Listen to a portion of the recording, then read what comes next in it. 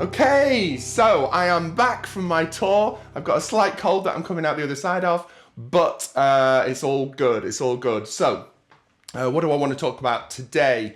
I want to talk about a minor 2-5-1. And interestingly enough, when we go flat 6, 5, 7, 1, I'll talk about that now. So, in a major 2-5-1, the 2 chord in a major key, the 5 chord in a major key, the 1 chord in a major key, we can play the major scale over it. The major scale, simple. In a major 2-5-1, we can play the major scale. In a minor 2-5-1, so the 2 chord in a minor key, the 5 chord in a minor key, and the 1 chord in a minor key, we can play the harmonic minor scale over the whole of it. So that's really simple to remember, isn't it? A major 2-5-1, we play the major scale. In a minor 2-5-1, we can play the harmonic minor scale. So if somebody asks you, what scale can you play over a 2-5-1, a major 2-5-1 in F major scale? What scale can you play over a minor 2-5-1 in E flat minor? You can play E flat harmonic minor scale over all those. There's more options, obviously. There's a lot more options, but there you go. That's really simple to remember. Okay, so now then, a lot of times in a minor key, let's say we're playing a minor blues, we can play the 2 chord, which in a minor key is a half diminished chord. Now, do you all know what a half diminished chord is? Hopefully you do, but it's the same. It's a minor 7 chord, just like in a major key. It's a minor 7 chord, and you flatten the 5th. So sometimes you might see it as D minor 7 flat 5, or you might see it as D half diminished. And the sign for a half diminished is a circle with a line through it. If the line's not through it, it's fully diminished, but half diminished is a circle with a line through it. So you might see D circle line. The 5 chord in a minor key is the same. It's the same. It's just a dominant 7th. It's just a dominant 7th. And then the 1 chord, these are the rules, which we'll break them in a minute, is a minor 1. So you've got D half diminished, G7, C minor. In a major key, you get D minor 7, G7, C major 7. Do you know the symbol for a major 7? It's a triangle. If you ever see C triangle, it means C major 7. Okay, so moving on. If we're playing C minor blues, Mr. PC or something like that, it's very normal for bass players to play a flat 6 going to 5, going to 1. Now what does that mean? If we're in C minor, then what is the flattened 6th? What is the flattened 6th if we're in C minor? So in other words, C is 1. What's the flattened 6th? Well, what's the 5th? G. The 6th is A. Flatten it, A flat. So A flat is the flat 6 in C minor that resolves to G7. And G7 is the 5 chord, and all 5 chords want to resolve to 1. Want to resolve to the 1 chord. These are the rules. We're going to break them in a minute, right? But all dominant 7 chords, all 5 chords want to resolve to 1. They don't always resolve to 1, but we'll get onto that. Okay, so this, I'm going to play my magic piano now. This is what a minor 2-5 sounds like in C minor. There's the 2, there's the 5, there's the 1. Do that again.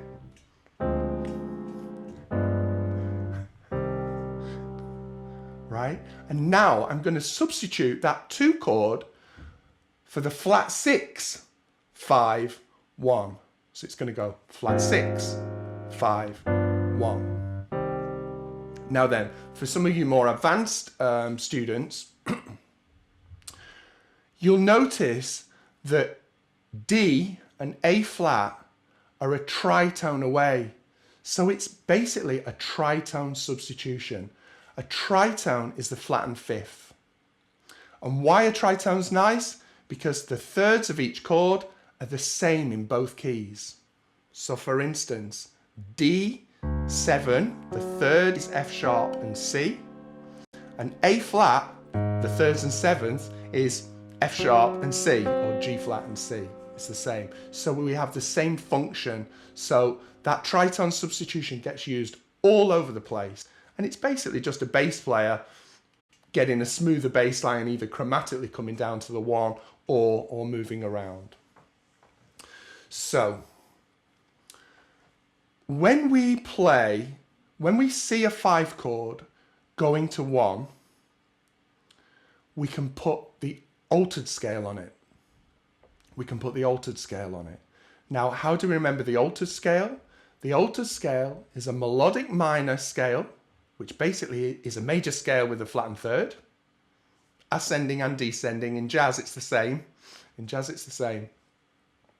A melodic minor scale. And I always think upper half step, melodic minor. So let's say we want to play G7 altered. I got to go up a half step, up a semitone from G, A flat, melodic minor, right, will resolve to C, because G7 wants to go to C minor.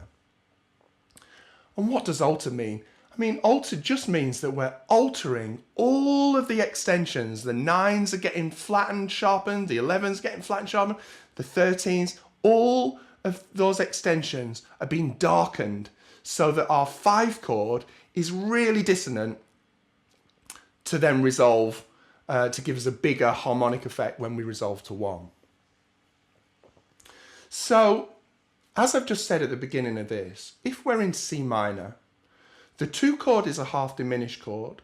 We can play C harmonic minor over it. The G7 is a 5 chord. We can play C harmonic minor over it, which will give us a nice flat 9 sound, which pulls us in. And then we hit the 1 chord C minor. There are options, but yes, of course, you can play C harmonic minor over it. Okay. Now D also is the 5. We could change the 2 chord into a dominant if we wanted to. And D could actually, wants to resolve to G, doesn't it? D is the 5 chord of G. So we could make that an altered chord and play the altered scale on that. Now what melodic minor scale would that be? Can you think? So if we want to put altered on something, we'll put altered on when it's a 5 chord going to a 1 chord. In this case it's D going to G. And we want to go up a half step, melodic minor scale. So we're going to play E flat melodic minor scale on the D. And then that'll pull us into G. And then if we want, we can put altered on the G, because G wants to resolve to C. So we therefore, same principle, we're going to go up a half step from G, which is A flat melodic minor, and that'll pull us nicely into C. And if you wanted on the C, you could just play C melodic minor, right? That's another option that you could play on the 1 chord. Okay, so anytime there's a 5 chord wanting to resolve to 1, we can put altered on it. We can put the altered scale on it. Now then, if you ever see a dominant chord that doesn't resolve to 1, a golden rule, which will get broken, but a golden rule is, let's make that a dominant 7th sharp 11. And the posh term is a Lydian dominant. You can call it a Lydian dominant.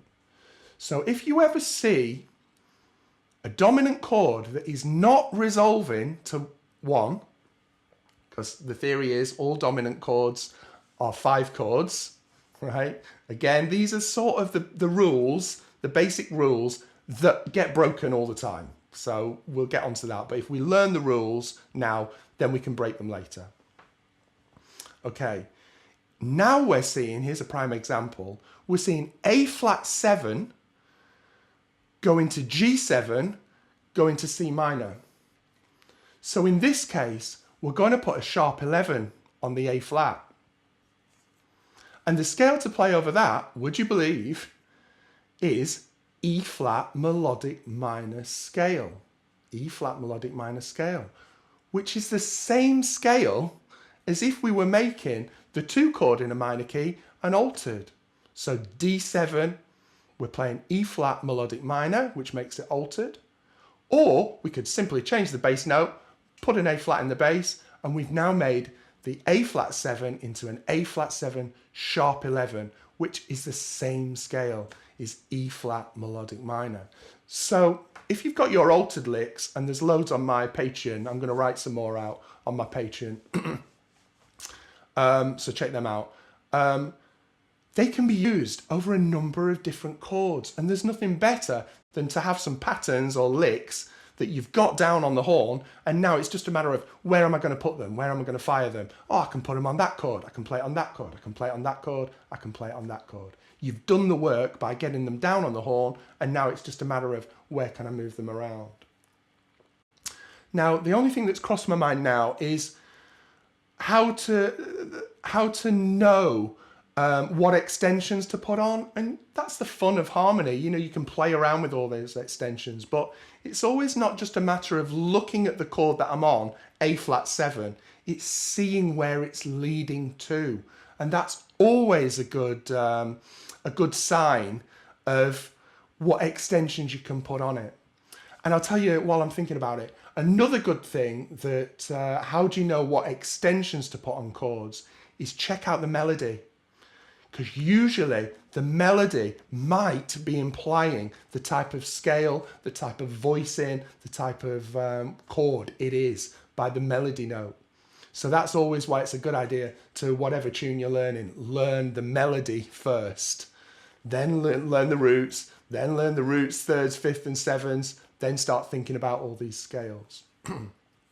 Okay, so I wanted to stress that it's just something simple that you might not have been aware of, is that when you're playing a C minor blues, obviously at the end of the blues, you might play a 2 chord, a 5 chord and a 1 chord, but a lot of times and in a lot of other tunes, it might go flat 6, A flat 7, sharp 11, going to G7, which you can either play C harmonic minor over, or you can play A flat melodic minor over, which makes it altered, resolve into 1.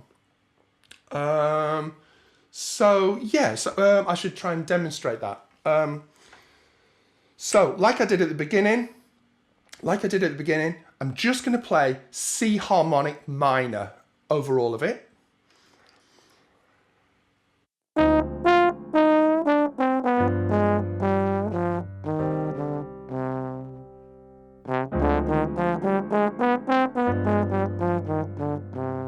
That's C harmonic minor.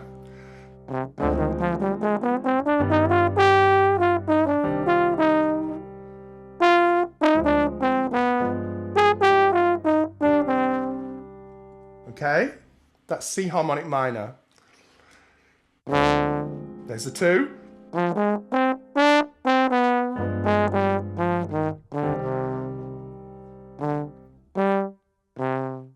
Or we'll do the A flat.